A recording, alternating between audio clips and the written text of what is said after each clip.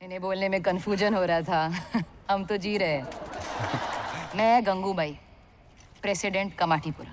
বলিউডে জনপ্রিয় অভিনেত্রী আলিয়া ভাট এক যুগ আগে তার প্রথম cinema student of the year প্রেক্ষাগৃহে মুক্তি পায়। সিনেমাটি মুক্তির পর তখন বিস্তর সমালোচনা হয়, তবে গত ১৩ বছরে নিজেকে ভিন্নভাবে প্রমাণ করেছেন অভিনেত্রী।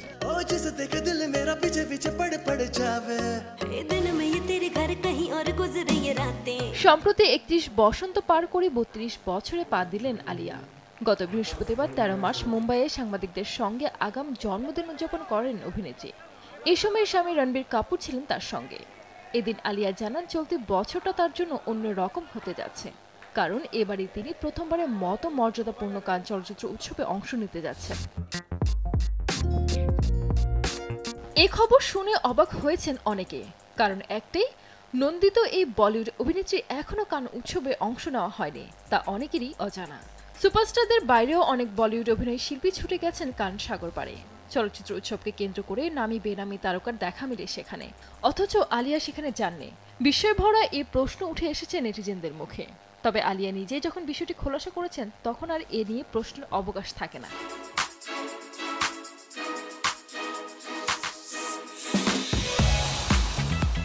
ভারতীয় সংবাদ মাধ্যম থেকে জানা যায়, চলতি বছরে কান চলচ্চিত্র উৎসবে যোগ দিচ্ছেন তিনি। এমনিতেও প্রতি বছর কানের মঞ্চে ভারতীয় বিনোদন দুনিয়ার তারকাদের দেখা যায়। সেই তালিকায় ঐশ্বরিয়া রাই বচ্চনের পাশাপাশি দীপিকা পাদুকোন, ক্যাটরিনা কাইফ থেকে শুরু করে অদিতি রাও হায়দারি, এশা গুপ্তা, মৃণাল ঠাকুর সহ রয়েছেন অনেকের নাম। সেখানে এবার নবতম সংযোজন আলিয়া ভাট।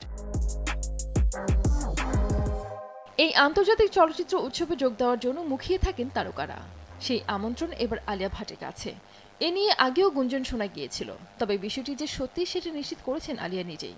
অভিনেত্রীর কথায়, আমি এখন প্রহর গুণে যাচ্ছি কান চলচ্চিত্র উৎসবে যোগ দেওয়ার জন্য, কারণ অভিনয় জগতের সবার মতো আমার কাছেও এই উৎসবটি স্পেশাল।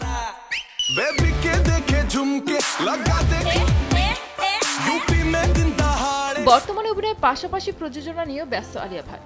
অভিনেত্রী হিসেবে যেমন ভিন্ন সাথে গল্প চরিত্রের সিনেমা বেছে নিয়েছেন, তেমনি প্রযোজক হিসেবে ভালো কিছু কাজ উপহার দেওয়া তার লক্ষ্য বলে জানিয়েছেন। It's over, Kea. For who? If they found my code, then it won't descend. They'll be waiting for us and we'll all die. ইতোমধ্যে বলিউড জয় করে পা রেখেছেন হলিউডেও। দর্শক প্রশংসা কুড়িয়েছেন তিনি হলিউডের হার্ট অব স্টোন এই অভিনয়ের মাধ্যমে। ২০২৪ সালে বিশ্বের প্রভাবশালী ব্যক্তিদের তালিকাতেও যুক্ত হয়েছেন আলিয়ার নাম। Get the heart back online.